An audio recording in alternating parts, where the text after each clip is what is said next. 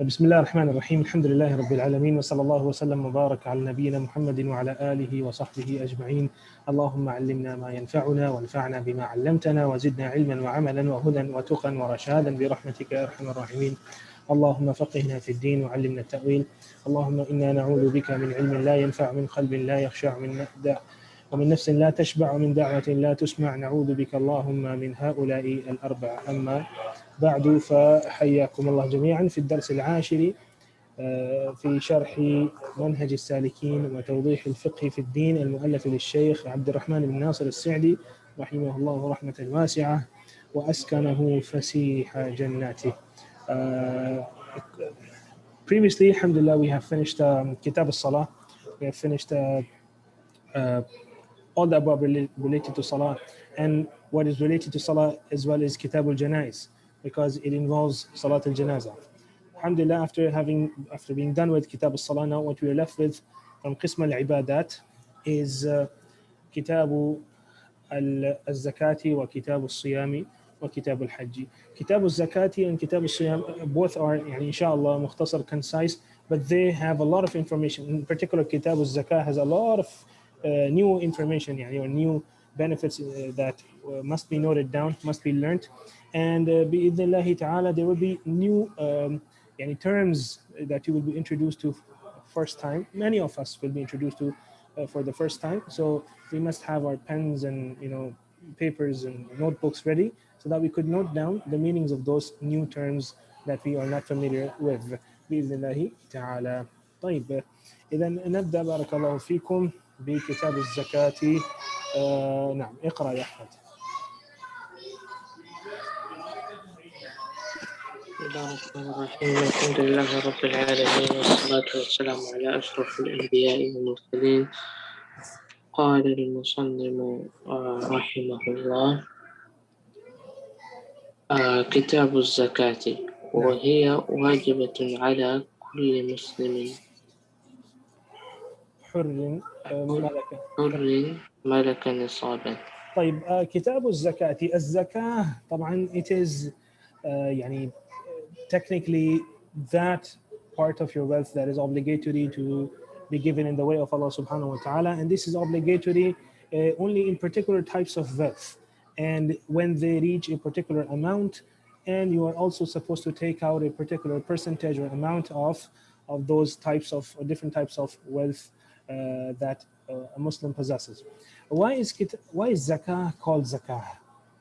طبعا zakah, this asl, this its root is zai, kaf, and waw. Zakah, its root is zai, kaf, and waw.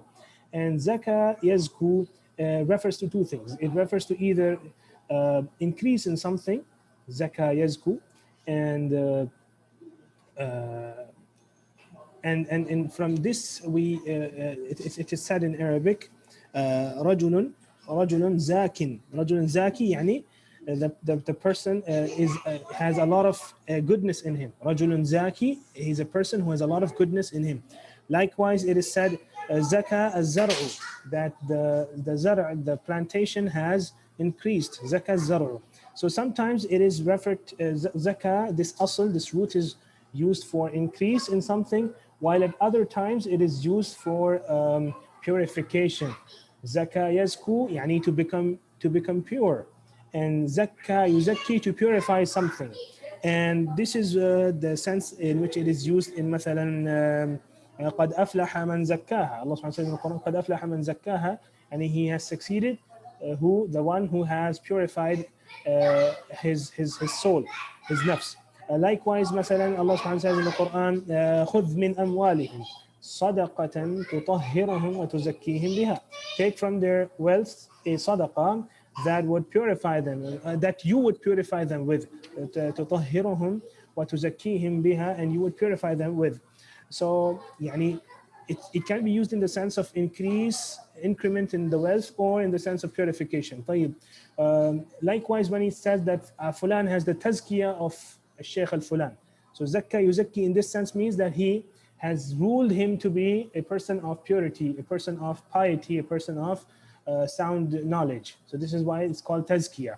When a sheikh gives a tazkiyah to one of his students, it's called tazkiyah because he is ruling him to be so. He's ruling him to be a person who is pure and of and pious, etc. طيب. So why are يعني what has this got to do with the zakah that is the shar'i zakah?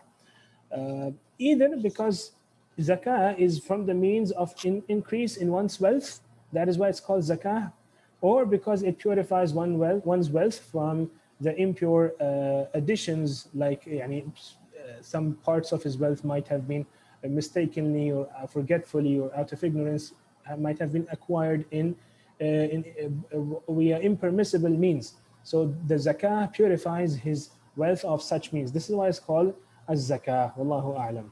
طيب, here he says that the Sheikh says رحمه الله الزكاة وهي واجبة على كل مسلم.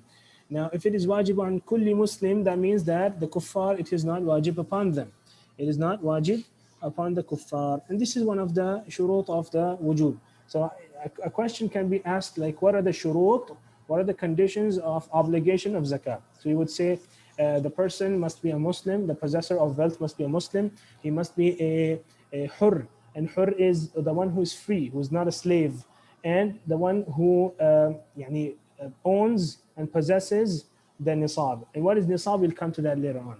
طيب, first of all, why is مثلا حرية a condition for zakah? And why can't zakah be obligatory upon someone who is a slave owned by someone else?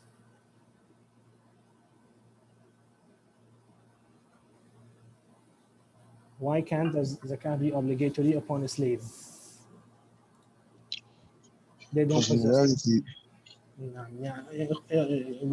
نعم تكلم مصطفى. No, because perhaps in reality, the wealth of the slave does not belong to him but to his master. أحسنت. The wealth of the slave belongs to his master, his owner, and not he does not. The slave himself does not possess any wealth of his own. طيب, ومن ملك نصابا. What is nisab? Nisab is the amount of a particular type of wealth after which zakah becomes obligatory upon you. So مثلا when it comes to gold, so it was 20 مثقالا, 20 مثقالا, or in today's terms 85 grams of gold. If you possess this amount of gold or more, then zakah will be obligatory upon you. So this is called nisab. So nisab of gold is, we can say the nisab of gold is 85 grams. The nisab of zakah, the nisab of silver, fidda, which was 200 dirham, 200 dirhams. In today's terms, it will be 595 grams, right? So we can say the nisab of fidda is 595 grams. Mathalan, likewise, the nisab of camels is 5 camels. If you own 5 camels, then you have to give zakah. That is one goat or one sheep. كذلك مثلا the nisab of and the least amount after which zakah becomes obligatory, or you have to give some part of the wealth. كذلك مثلا with regards to the cow, if you own 30 cows, then you have to give out one. This is the nisab of the cows. كذلك بارك الله فيكم يعني the goats and the sheep.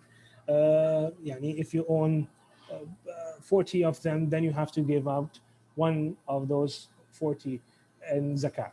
So these are the nisab. So nisab is the least amount of wealth after which zakah becomes obligatory upon you. This is the new term, nisab. New to some of us, to many of us it will not be new, but this is what nisab is. نعم. اقرأ. طيب. كل مسلم حر ملك نصابا. ملك نصابا. Some of the scholars, they add to this al-milk at-tam. يعني here what the Sheikh has mentioned is enough. ملك نصابا, that he owns it. But some of them emphasize by adding that its ownership should be a complete ownership, not partial ownership, in the sense that he is able to use his property or do with it what he wants to do with it. Unlike a person who might own something officially, but he's not in control of his property. He's not in control of his of his property. And an example of this is مثلا, a person who has given out a loan of let's say 5,000 riyals, right? And the person he gave the loan to, he's unable to pay it back, and he is يعني, it has become a bad debt. Now officially يعني, or يعني, technically he still is the owner of those 5,000 riyals, but he is not in control of those 5,000 riyals. He cannot يعني ما يستطيع أن يتصرف فيها. It's not in his ownership in the sense that he can do with it what he wants. So in this case, the ulama say that since it has become a bad debt, it will not be يعني zakatable. It will not be zakatable. يعني you will not have to pay zakah on it, because he is not in complete ownership of those 5,000, in the sense that he cannot use them the way he wants to. So some of them add a fourth shart, that is al-milku tam, complete ownership. نعم. اقرأ يا أحمد. ولا زكاة في مال. ولا زكاة في مال حتى يحول عليه الحول إلا. دقيقة حسبك. شوف هنا now he says, he talks about حول. For example, lending money to someone. نعم. In the sense, in the case that he is unable to give it back to you, not that if you can take it back from him, you're still not supposed to pay zakah on it. لا. Only in the case when he's unable to pay it back to you, that is when it will be considered as يعني non-zakatable. طيب يقول هنا الشيخ رحمه الله ولا زكاة في مال حتى يحول عليه الحول. And now we have a new term here, and that is حال الحول or حولان الحول. الحول, what is الحول? الحول بارك الله فيكم is the passing of one whole year on the wealth. يعني you should own the nisab for one whole year. So if this gets cut off in the sense that let's just take gold as an example. So you had 85 grams of gold in Al-Muharram. And let's say in Ramadan, the 85 grams you had to give away 5 grams, let's say, for any reason you spent those 5 grams of gold, and now you have 80. Now the nisab is again not reached, and now you have 80 grams of gold. Then in, let's say, Dhul Qa'dah, it becomes 85 grams again. Now, when does the time start for your hawl or for your zakah? We're going to restart the timer from Dhul Qa'dah. We're going to restart the timer from Dhul Qa'dah, and now we're going to be counting the months and the days from Dhul Qa'dah. So if then a one whole year passes while you still have 85 grams or more, then you are required to pay zakah. Otherwise, if your wealth is less than, or مثلا your gold becomes less than 85 grams, then you will restart the timer. You will restart the timer. So this is hawl. Hawl means one whole year. So it is a shart, it's a condition for most of the types of wealth, except for the two exceptions that the Shaykh has made here, that one whole year passes on your wealth. So he says, وَلَا زَكَاةَ فِي مَالٍ. In any of the types of wealth, there is no zakah until a whole year passes. What are these types of wealth? Inshallah, we'll be discussing in Mas'alah number 212, the types of wealth upon which zakah is wajib. But here the Shaykh makes an exception. He says, حَوَلَانُ الْحَوْلِ حَوَلَان is the masdar of حَالَ يَحُولُ. حَالَ يَحُولُ حَوَلَانًا. So حَالَ الْحَوْل, that refers to one whole year passing. Hawl is one whole year, and hala is the fi'l of passing. So hala al-hawlu, we say one whole year has passed. And this is not a condition when it comes to the al-kharij bin al-ard, that those types of food that are grown on land. This is not a condition for those types of food. Like, you don't have to wait. And if you store your dates, you have a let's say a whole date farm, let's say, and you grow dates, and you have lots of date palms in that farm of yours, مثلا, and you don't have to store the dates for one whole year for zakat to be wajib. Rather, that the day you acquire those dates from the trees and you take them, you pluck them, that is the day you're supposed to pay the zakah. That is the day you're supposed to pay the zakah. So al-kharij, مثلا al-kharij min al-ardi وما كان تابعا للأصل وما كان تابعا للأصل. And now he's referring to something that was something that is not originally that is not the and that is a secondary wealth. يعني what do we mean by secondary here? تابع means something that follows an original or a primary zakatable wealth. So this is secondary تابع, and أصل by أصل we mean the primary wealth. So مثلا يا إخوان, let's say you have had 40 sheep since the last year, and or let's say نعم. Okay, let's 40 sheep. لا خلونا من 40 sheep. Let's say okay, let's say 40 sheep, and they give لحظة. لا, let me think of another example. Okay, let's take the example of ربح التجارة. Like you have invested in a business مثلا, and what you have earned is the secondary wealth, and the business merchandise that you have is the primary wealth that you're supposed to pay the zakah on.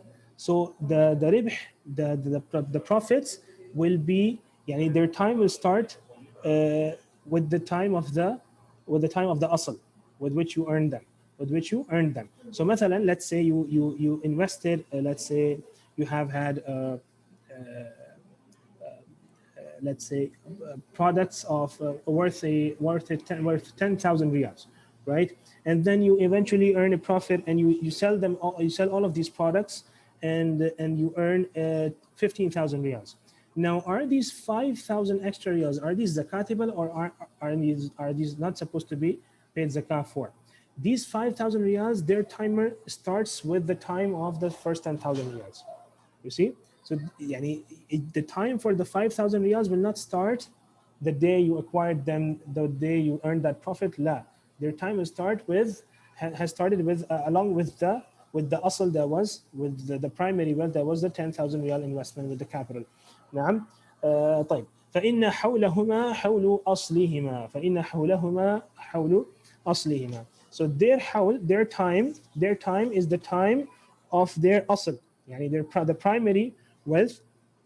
That is when their time starts. That is where their time starts. نعم. And let me give you مثلا okay.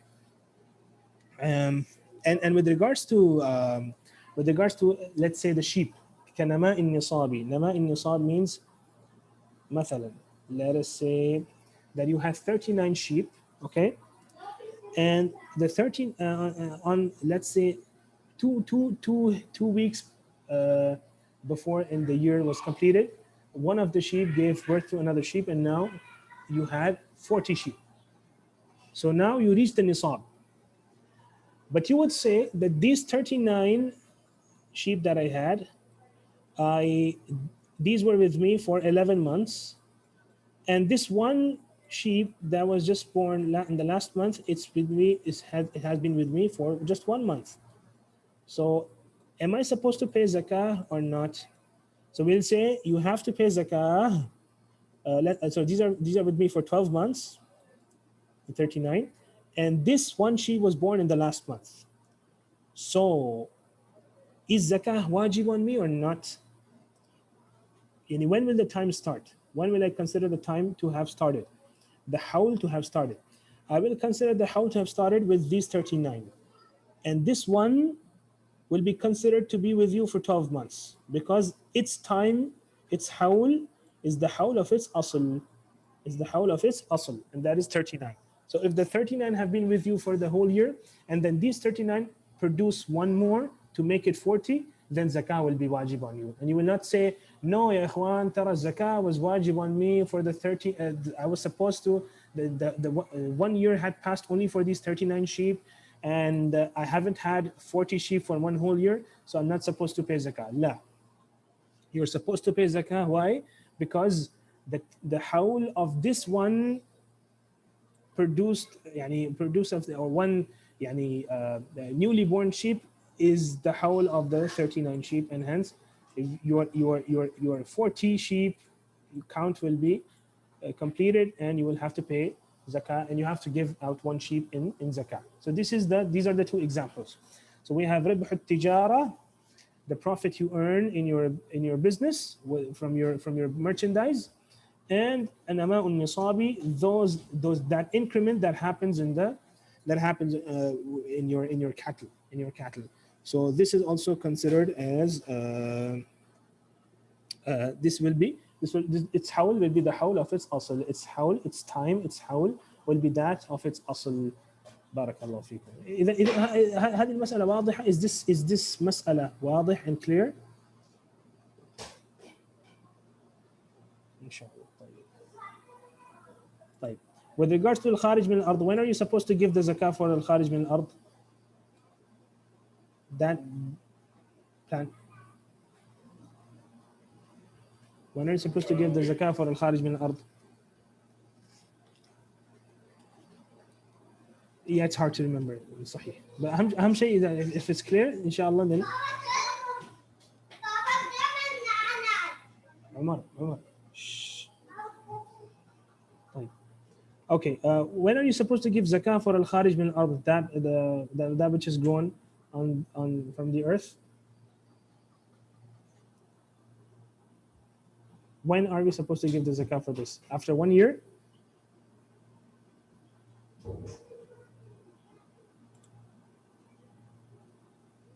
Hi, ikhwan. وآتوا حقه, the time is ready. وآتوا حقه يوم حصادي, the day you cut it, the day of harvest. That's the day you're supposed to give zakah for it. We'll inshallah discuss this later. But just to make it clear why the Shaykh excluded this and the next one, number 1, number 2. As for number 1, you're supposed to give the zakah for it on the day of the harvest. On the day of the harvest. And as for this, then their time is the same as that of the primary wealth. بارك الله فيكم. طيب اقرأ يا أحمد. ولا تجب الزكاة إلا في 4 أنواع. أولا السائمة من بهيمة الأنعام. نعم اقرأ السائمة من بهيمة الأنعام. والخارج من الأرض والأثمان وعروض التجارة. طيب ممتاز. السائمة من الأرض. Why is it called okay. السائمة من استغفر الله. السائمة من بهيمة الأنعام. معاذ الله. السائمة من بهيمة الأنعام. What is السائمة؟ يعني okay, بهيمة الأنعام, you know, cattle is of يعني or أنعام or نعم in Arabic includes 3 things. It includes the camels, includes the cows, and includes the goats and sheep. Al-an'am includes camels, cows, and goats and sheep. What is as-sa'imah?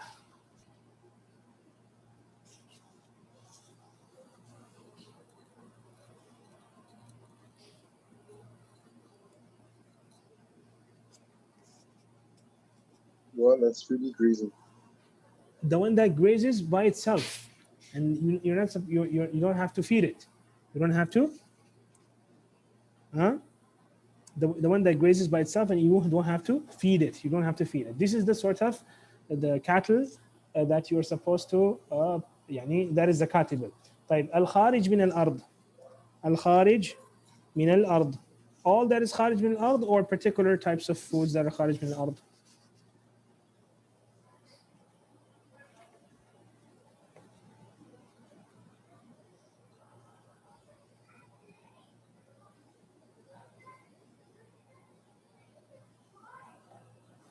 All eatables, not all eatables. There's يعني خلاف بالنسبة لي يعني what are the foods, types of foods, and what are the types of eatables that are zakatable. And they say that what is makil and muddakhar, يعني something that was measured in volume at the time of the Prophet ﷺ, and muddakhar, something that can be stored, and that was measured in units of volume that is a sa' at the time of the Prophet sallallahu alaihi wasallam. These are the sort of foods that are supposed to be that are zakatable. طيب. With regards to al-athman, what does al-athman refer to?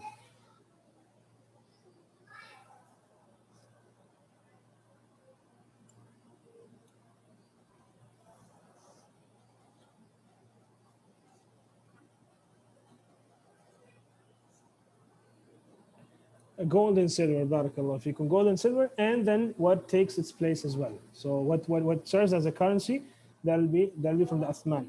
And inshallah we'll come to it that the fiat currency it takes the same ruling as the gold and silver.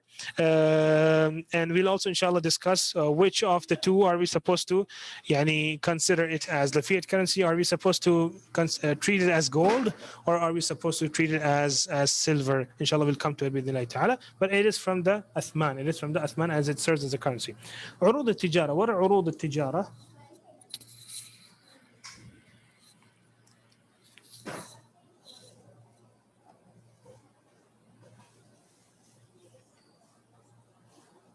عروض التجارة barakallahu fikum are those goods that are for sale that you sell barakallahu fikum.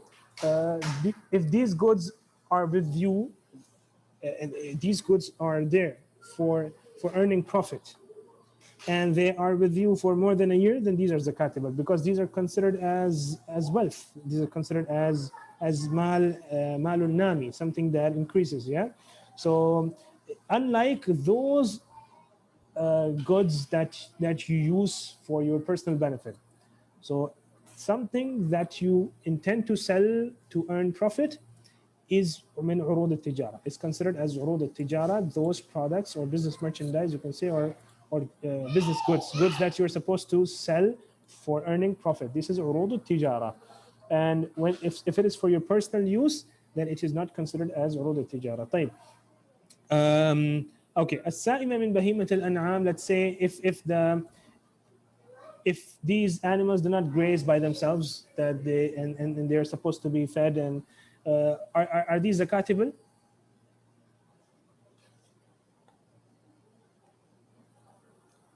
No, if they are fed by you. No, أحسنت. طيب. No. طيب.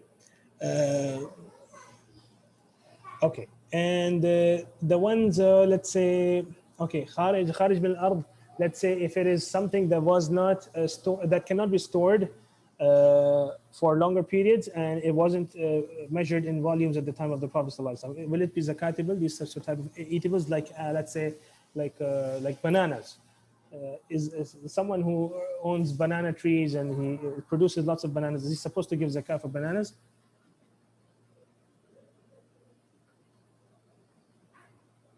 No. أحسنت. طيب كذلك مثلا okay, now this is al-athman. Let's say someone owns let's say Bitcoin is considered a currency all around the world, and now people are trading in Bitcoin. Will Bitcoin be zakatable?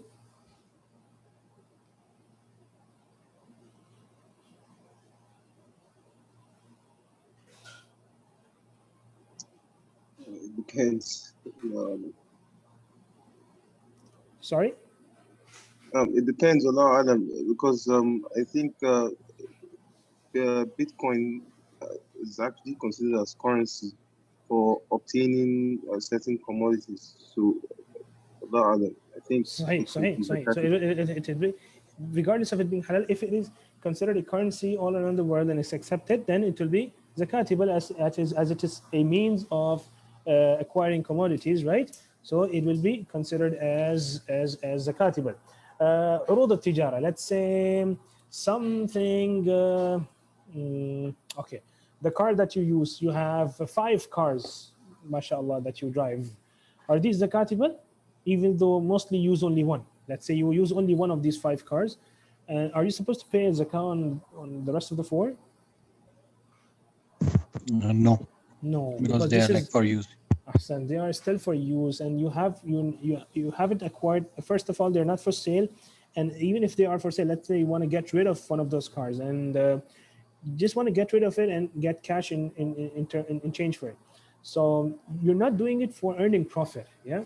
If it is not for earning profit, then it's not considered as urud al-tijara. If it is not for the sake of earning profit, it's only those goods that you sell and you put them for sale for earning profit. Then this will be considered as urud al-tijara. Let's say you own 5 houses. Are these zakatable for your use? And you live in different countries. 5 houses. Are these zakatable? No. But if you have a real estate business, let's say, and you buy and sell houses, so now will these 5 houses be zakatable if they are supposed to be sold for profit? Or Yes. This is your business?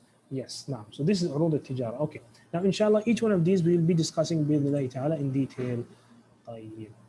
The first one is easy, inshallah. Zakat al-sa'ima. طبعا سائمة is سام يسوم والله أعلم, and it means يعني ترعى, to graze. سام يسوم to graze, and these are the ones that graze يعني by themselves most of the year. And sometimes you might have to feed them, but أكثر السنة, most of the year they graze the lives by themselves. They graze by themselves. طيب فأما السائمة فالأصل فيها. اقرأ يا أحمد. أما السائمة فالأصل فيها حديث أنس أن أبا بكر رضي الله عنه كتب له: هذه فريضة الصدقة التي فرضها رسول الله صلى الله عليه وسلم على المسلمين والتي أمر الله بها رسوله. طيب okay, and one more point that I'd like to add here with regards to Sa'ima is that يعني by when we say that we don't something that we are not feeding by ourselves, it includes those those plantations that are not grown by humans. مثلا يعني if you have let's say a field of your own in which you have grown grass and you've grown plants which these livestock feed on, then this is grown by the humans, right? If that is the case, then it is considered as you feeding it. So يعني Sa'ima is the one that feeds on natural plantation and natural plantation, and not that has been grown by you for the sake of feeding them. So this will be considered as feeding them. So this is another يعني تنبيه that is important with regards to سائمة. طيب نعم وأيضا okay, Ahmed here says طيب now it says فالأصل فيها حديث أنس أن أبا بكر كتب له. The أصل يعني the most important dalil when it comes to learning what is obligatory upon us when it comes to zakah of the grazing livestock is the most important dalil for it is the hadith of Anas radiallahu anhu, that Abu Bakr radiallahu anhu, when he became the caliph, he wrote to him the ansiba of the zakah, that when is he supposed to take as zakah when it comes to livestock. So Abu Bakr radiallahu anhu wrote to him the following. He says, هذه فريضة الصدقة التي فرضها رسول الله صلى الله عليه وسلم على المسلمين والتي أمر الله بها رسوله. طيب. Now what does he write in this? Then he says this is the zakah that the Prophet صلى الله عليه وسلم had made obligatory upon the Muslims, which Allah subhanahu wa ta'ala had commanded him with. What are the rulings with regards to the Sa'ima? All of it was written in this letter to Anas radiallahu anhu. طيب اقرأ يا أحمد. في 24 من الإبل. في 24 من الإبل فما دونها من الغنم في كل 5 شاة. في كل 5 شاة. Are fed by a human grown plantation. If that is the case, then صحيح, they will not be zakatable. If they are fed by humans or human grown plants, then wallahu alam, they will not be zakatable. Okay. في 24 من الإبل. Just keep these numbers in mind. Okay. في 24 من الإبل فما دونها من الغنم في كل خمس شاة. في كل خمس شاة. When you have 24 camels or less, for every 5 you have to give out a sheep or a goat. طيب. For every 5 you have to give out a sheep or a goat. طيب. If you have less than 5, then what to do? If you have less than 5.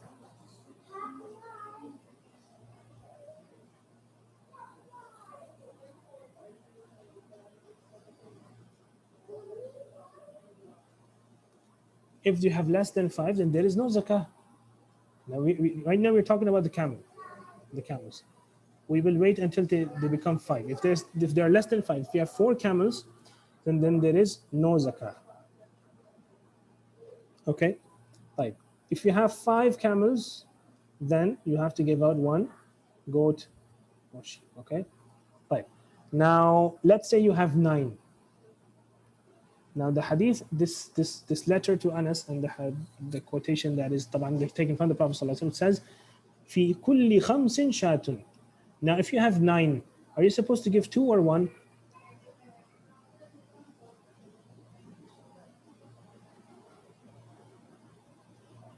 1, still 1, mumtaz.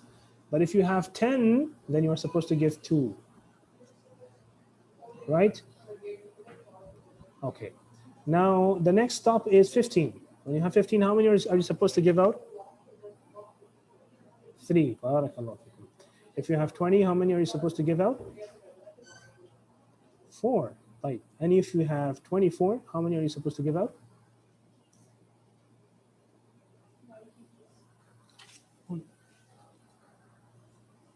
4, still 4. Barakallah fikum. Right. When it becomes 25, then the jins, the type of the animal that you'll be giving out as zakah will change. So until now we had goats and sheep, right? Goats and sheep. But now from 25 onwards, we have something else. What do we have from 25? I'll just erase 24 so that it becomes easy for us to note down. This was just for clearing the concept. Now, when we have 25, we're not going to give out 5. What do we have after 25? اقرأ يا أحمد. فإذا بلغت فإذا بلغت 25 إلى 35 ففيها بنت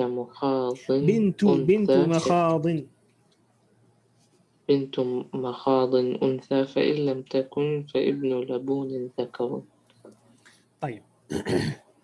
Now, when the number of camel that you have reaches 25, then what do you have to give out? You have to give out something that is called bint makhad. Bint makhad. And bint makhad is the camel that is 1 year old. That is 1 year old. Bint makhad is the camel that is 1 year old. And why is it called bint makhad? Because its mother, the mother of this camel that is 1 year old, it's usually at this time it's pregnant again. It's again pregnant with another camel, right? So that's why it's called bint makhad, because the mother of this camel is makhid, and makhid means yani hamil, that she is pregnant with another camel. So that's why this is called bint makhad, the daughter of a makhad, the daughter of a camel that is pregnant. Right. This is the camel that is 1 year old. It's called bint makhad. Okay, right. Even if you don't remember the terms, and you should remember the terms. But what is more important is to remember the number of years is it's old, its age. That is very important. Right. The next, ya Ahmad. But then what does it say? فإن لم تكن فابن لبون ذكر. يعني if someone does not have a bint makhad, then he's supposed to give out ibn labun ذكر. Now the ذكر يعني ذكر is the male. Bint is the female. Now female camels are more يعني they're considered more worthy because they can give milk. They can give يعني they increase the number of camels when they give birth to more camels. So these are considered more worthy than the male. That's why if there is no bint makhad, then فابن لبون ذكر, then in this case you are supposed to give out the son of a labun. And once we are done with bint labun, inshallah the son of labun will become clear what it is. Son of labun is the one that male camel that is 2 years old. Male camel that is 2 years old. So now because male camel is he's elder than the bint makhad, but it is equal in worth because it's a male and it's not a female. The female has more value. But let us just ignore the Ibn Labun al-Dhakar for now, and let us just stick to bint makhad. Now فإذا بلغت ستا اقرأ يا أحمد. فإذا بلغت بلغت 36 إلى 45 ففيها بنت لبون بنت لبون أنثى. بنت لبون أنثى. طيب.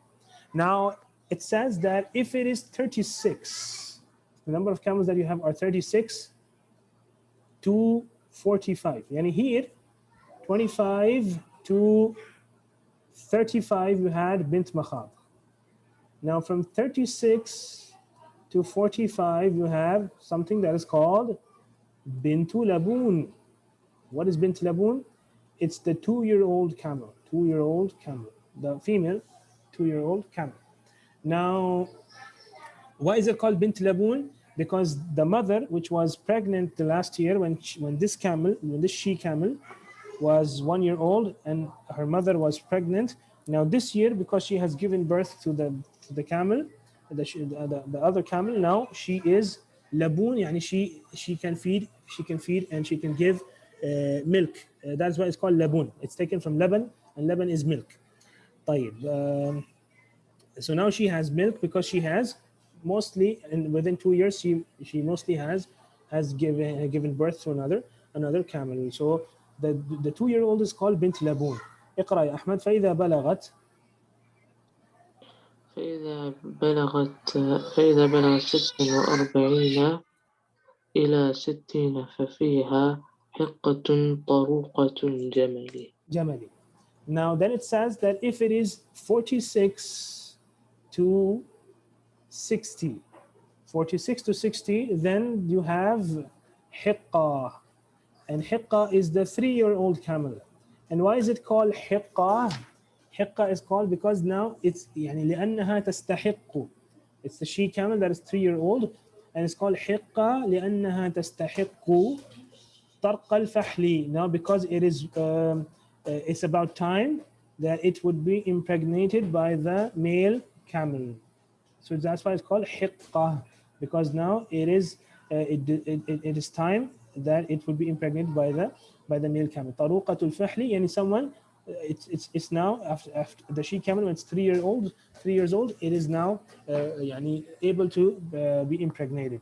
Now then what does it say next, Ahmed? فإذا بلغت فإذا بلغت 61 إلى 75 ففيها جذع.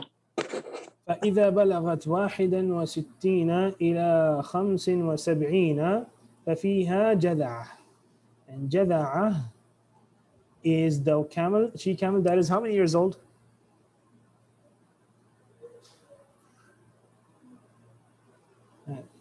Look at the يعني the تسلسل 1 year, 2 year, 3, 4 years old. أحسنتم. 4-year-old she camel. That is جذع. جذع, the one that is 4 year. That's the 4-year-old camel. لأنها تجذع إذا سقط سنها. Now because now its teeth have fallen. نعم. Okay. And the one that is 5 years old, it's called ثانية because it has now 2 large teeth. So جذع is the one whose teeth have fallen, and ثانية, the one that is 5 years old and more, that's the one which has now 2 large teeth. That are what are they called? The first ones are the milk teeth, and the ones that grow after the milk teeth, what are they called?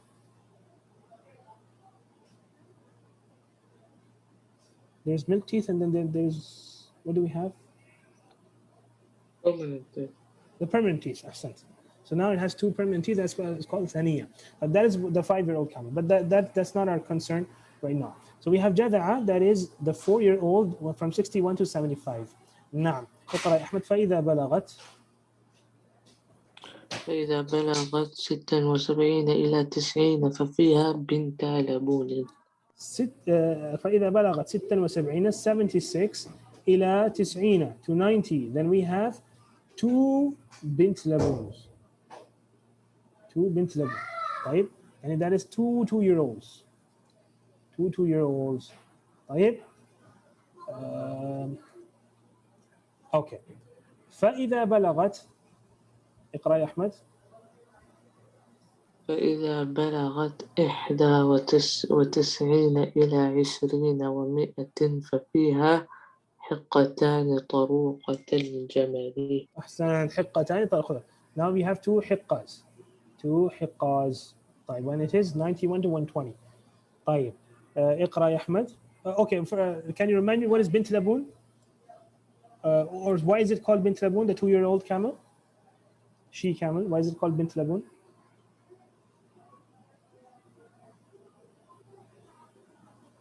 Because her mother can feed now to the second child. نعم أحسنت. And why is طيب حقة خلاص ما في مشكلة. نعم. نعم. Okay. The next is فإذا زادت. فإذا زادت على 20 و100 ففي كل 40 بنت لبون وفي كل 50 حقة. فإذا زادت على 20 و100 ففي كل 40 بنت لبون. يعني if it is 121 and more, then how are you supposed to يعني calculate? يعني for every 40 you have bint laboon, and for every 50 you give out a hiqqa. Now tell me, if you have 130, how many bint laboon and hiqqa will you give out? You have to complete this with 40s and 50s. If you have 130 camels, calculate how much will you require to, or what will be the required zakah.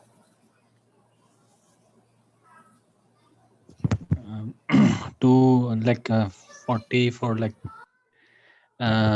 bint laboon, 2 bint laboon and 2 bint laboon, طيب, and 1 hiqqa. أحسنت. This makes it 130. How does it make it 130? 40 plus 40 plus 50. And that is 130. طيب. Okay, if you have, let's say 140, what are you supposed to give out?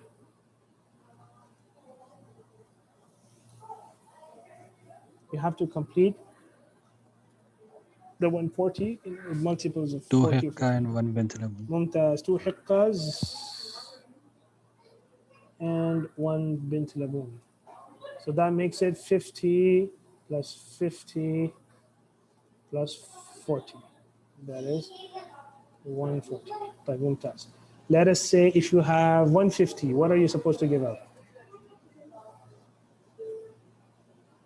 3 hiqqas. ممتاز. 50 plus 50 plus 50, 150. 160. If you have 160, what are you supposed to give out?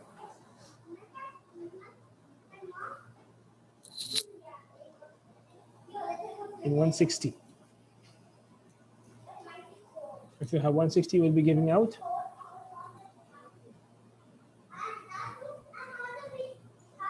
Hi, Shabab. How will you complete 160?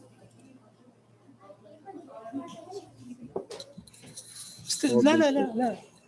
See, you have 160, not 150. I'm saying 160. 60. 4 بنت بنات لبون. 4 بنات لبون. أحسنتم. بارك الله فيكم. طيب. And likewise 170, 180, 200 وهكذا. طيب. Inshallah, difficult to remember but clear or not clear? Yeah, 160. Yeah, معلش 160. So is it clear, inshallah? Are there any questions with regards to this? I know all that you have to do. If it is 150, yes, 3 hiqqas. Now, 50 plus 50 plus 50. For 160, you won't need 4 banat labun. Why? 40 plus 40 plus 40 plus 40, 160. So clear, inshallah, ya ikhwan? There's some sequence to it, inshallah. And all you have to do is just invest a little bit of time to memorize it. Now, the rest, inshallah, with regards to the cows and the sheep, it's easier, بإذن ta'ala. طيب, let's move on. Okay. اقرأ يا أحمد آخر سطر. ومن لم يكن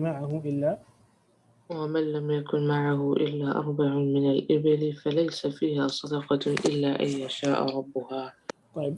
The one who does not have except 4 camels فليس فيها صدقة إلا أن يشاء ربها. There's no sadaqah, there's no zakah obligatory upon him except if the owner wishes to give out something.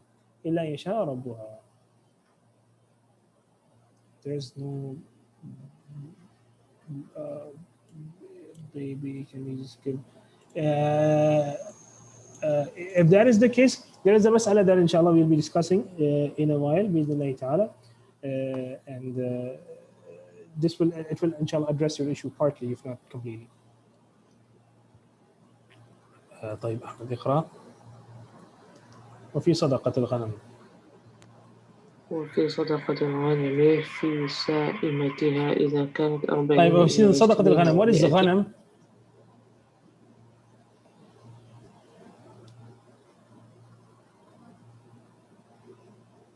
ها يا اخوان. sheep and the goats. نعم. في سائمتها إذا كانت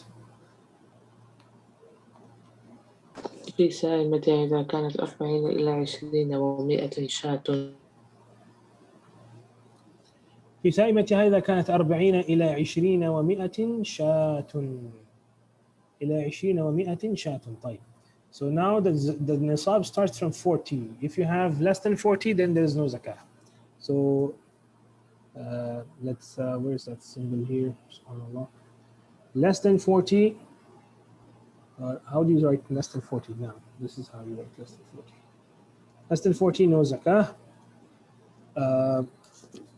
40 to 120, you have to give out 1 goat sheep. Okay. Next. اقرأ. فإذا زادت على 20 و100 إلى 200 ففيها شاتان. فإذا زادت على 20 و100 إلى 200 ففيها شاتان. That means 121 to 200, you have 2 goats or sheep. طيب اقرأ يا أحمد. فإذا زادت على 200 إلى 300 ففيها 3 شياه. فإذا زادت على 200 إلى 300 يعني more than 200 يعني that means 201 to 300 إلى 300 ففيها 3 شياه.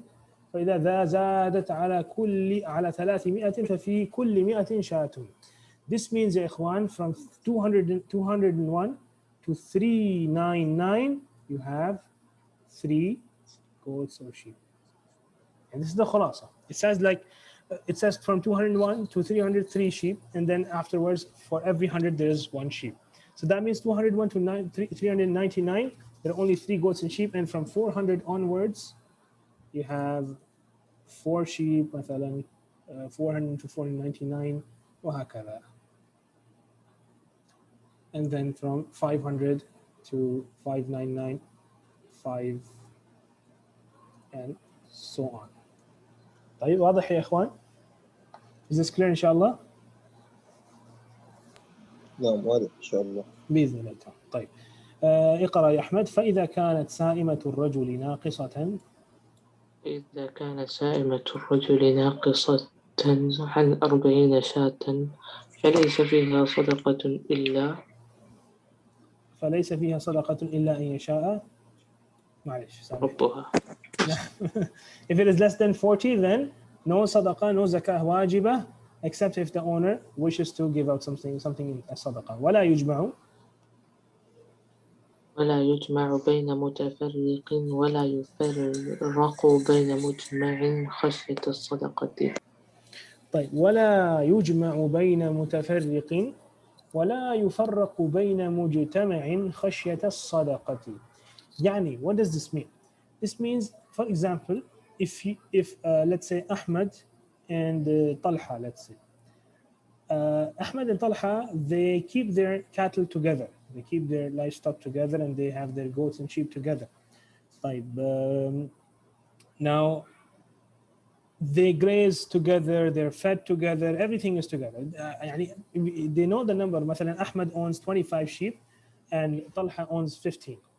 Now, when the time for zakah comes, they think of a plan. They say, okay, يعني just before the zakah agent, the amil and the sa'i, just before he comes, let's divide our wealth again, and you take your own 25 and I'll take my 15, so that we don't have to give out zakah.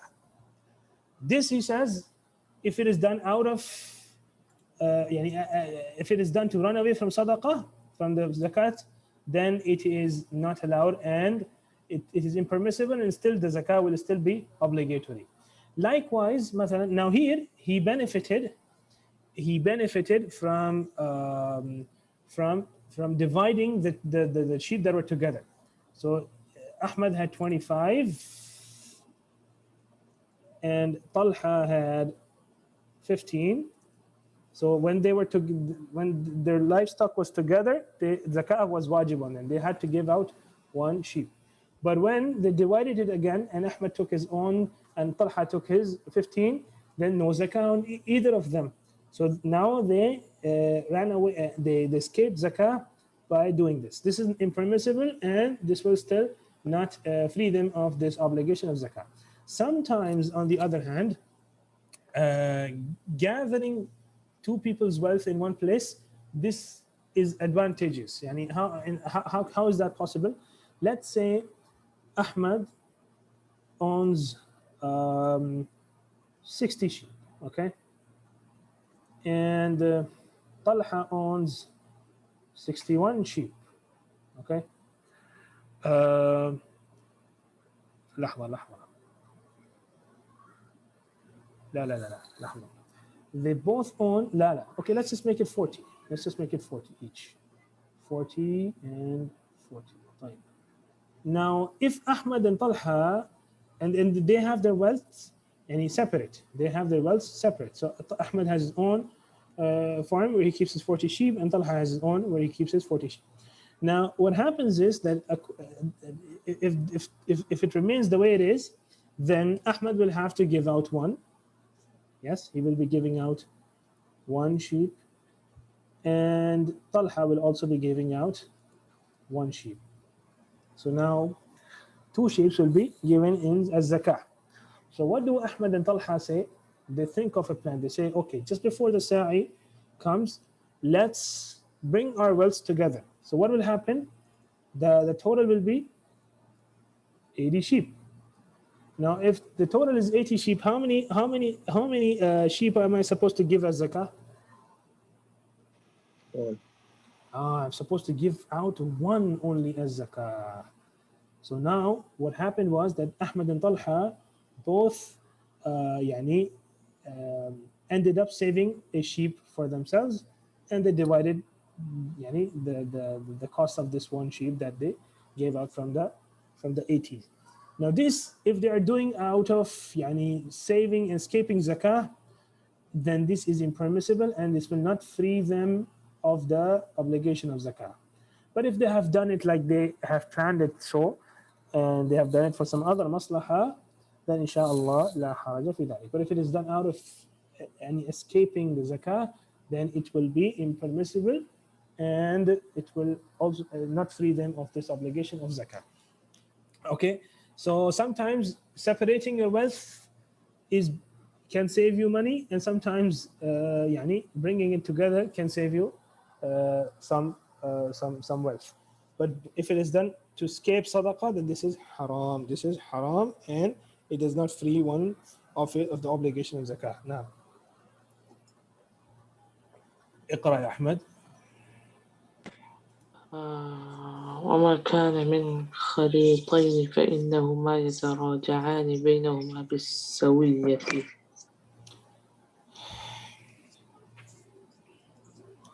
نعم. وما كان من خليطين فإنهما يتراجعان بينهما بالسوية. And that is like a khalitain. This means like those who have mixed their livestock, just like Ahmed and Talha in our example. So مثلا, one has to be given out. Now if it is from Ahmed's 25 that I give out, then Talha will pay him for his share.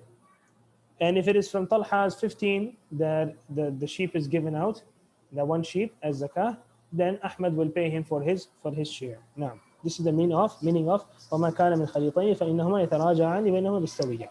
So they are supposed to share the cost with them. So one sheep you have to give out one sheep. So how will the other contribute? He will give him the cost.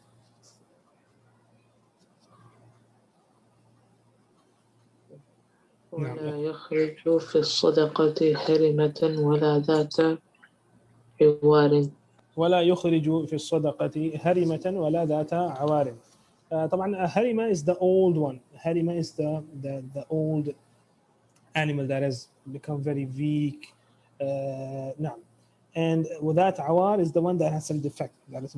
Like مثلا if it is يعني if it is one-eyed, let's say one of his eyes is defective, likewise. So you have to give out the average يعني quality animal of your livestock. And in the hadith the Prophet ﷺ said يعني to Mu'adh bin Jabal يعني إياك وكرائم أموالهم. إياك وكرائم أموالهم. The agent is not supposed to take the best of one's wealth. Rather, he is supposed to take from the average standard. So average standard, and he has been warned from taking the best quality of the animals. So كرائم أموالهم is جمع كرائم جمع كريمة. كريمة is something that is valuable. نعم. وفي الرقة في 200 درهم ربع العشر. وفي الرقة, رقة is referring to ورق, and ورق is the silver. وفي الرقة في 200 درهم ربع العشر. So you have to supposed to give out of 200 dirhams a quarter, 2.5%. That is ربع العشر, a quarter of the 1/10. That is 1 over 40. 1 over 40, that is 2.5% of the silver that you want. فإن لم يكن إلا 90 و100 فليس فيها صدقة إلا يشاء ربها. طيب فإن لم يكن إلا 90 و100 فليس فيها صدقة إلا أن يشاء ربها. طيب here it is very important to let you know that in modern units this 200 dirhams is equal to how many grams of silver?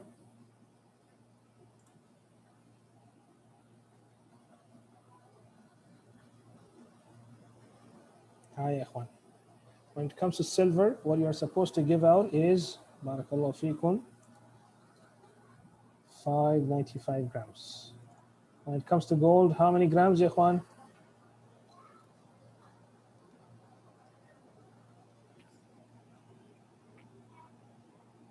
$85 grams. طيب. Now the question is, how did we calculate this? How did we calculate 85 grams and 595 grams? This is important, right? طيب يا إخوان. How did we calculate these? Inshallah, we'll discuss this today. The dinar from the time of Abdul Malik ibn Marwan. The dinar, the standard dinar, that is considered to be one mithqal. From that time of Abdul Malik ibn Marwan was found out to be 4.125 grams. 4.25 grams. 4.25 grams. طيب. So the dinar from the time of Abdul Malik ibn Marwan was found out to be 4.25 grams. One dinar is equal to 4.25 grams. The nisab for the zakah, nisab of gold, is 20 mithqal, that is 20 dinars, and that is 20 multiply by 4.25 grams, and that is 85 grams. So when they found the dinar from the time of Abdul Malik ibn Marwan, they found it to be 4.25 grams, and now when we multiply it with 20, we find it to be 25. We find it to be 85 grams. Right. This is with regards to the dinar. Right. With regards to gold, how did we find that it is 85 grams? Okay. When it comes to the dirham, the Muslims, Ibn Khaldun has mentioned that the Muslims are in unanimous agreement that 1 dirham is, wallahu alam, is 7/10 of the dinar in weight. 1 dirham is equal to 7/10 of the dinar in weight. Okay, so if that is the case, then if 1 dinar weighs 4.25, then 1 dirham weighs, multiplied by 7 divided by 10, 2.975 grams. So that means that 1 dirham is equal to 2.975 grams. Because what do we do here? We multiply 4.25 with 7/10. And 7/10 multiplied by 4.25, we get 2.975 grams. This is the weight of 1 dirham. This is the weight of 1 dirham. Right. Now the nisab for silver was 200 dirhams, right? So this is easy.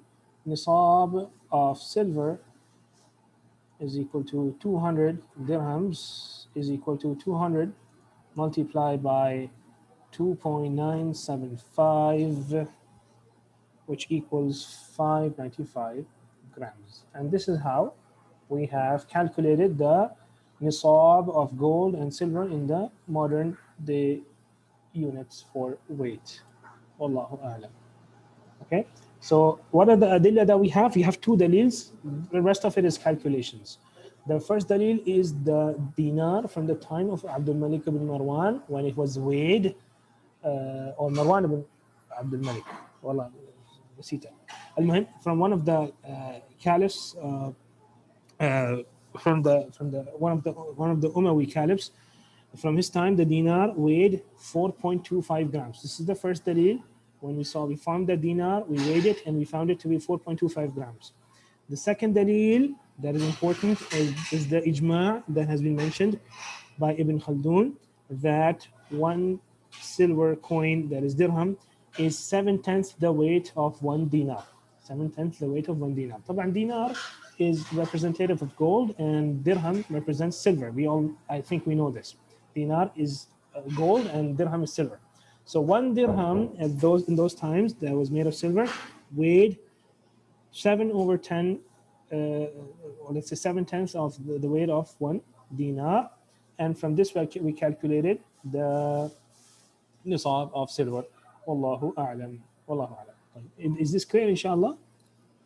If you just save these calculations, bi'idhnillahi ta'ala, it'll be very easy for everyone. Bi'idhnillah, clear, inshallah, ya ikhwan? The 2 dalils are very important. And this dalil, that 7/10 of the dinar in weight, is the dalil, the mustanad for this, the basis for this is the ijma' mentioned by Ibn Khaldun. And with regards to 4.25 is that when we found this dinar from the time of Abdul Malik ibn Marwan, or whatever his name was, subhanAllah, I'm confused right now, we found it to be 4.25 grams. So these are the adillah that we use to calculate the nisab of gold and silver. طيب. إذن بارك الله فيكم. الظاهر أننا تأخرنا اليوم كثيرا. So نكتفي أيها الإخوة الكرام بهذا القدر، وصلى الله وسلم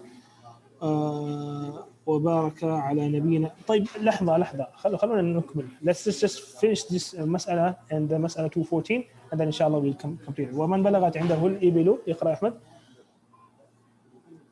ومن بلغت عنده الإبل إبل صدقة الجذعة. ومن بلغت عنده الإبل صدقة الجذعة. This is incorrect تشكيل here. وليست عنده جذعة. So the required camel from one is the 4-year-old one, but he doesn't have a 4-year-old camel. طيب وعنده حقة, but he has a 3-year-old camel, she camel. فإنها تقبل منه الحقة, so we will take the حقة from him. ويجعل معها شاتين إن استيسرتا له.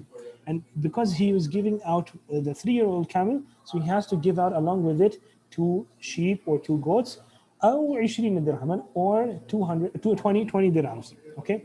ومن بلغت عنده صدقة الحقة ومن بلغت عنده صدقة الحقة وليست عنده الحقة.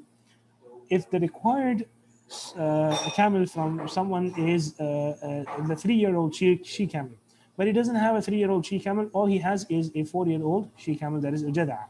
فإنها تقبل منه جذعة, we will take the jad'a from him, and the agent, the zakah agent, the one who's supposed to collect the zakah, the zakah collector, he's supposed to give him 20 dirhams or 2 sheep or goats in return, because he gave a more valuable asset, a more valuable camel in zakah. So he's supposed to give him the change. That is 20 dirham, 20 dirhams, or 2 goats or sheep. Rawahu al-Bukhari. Bukhari hasn't narrated this with this wording, but it's different ahadith that have been mentioned in Bukhari, and the Shaykh has given you a summary of those ahadith.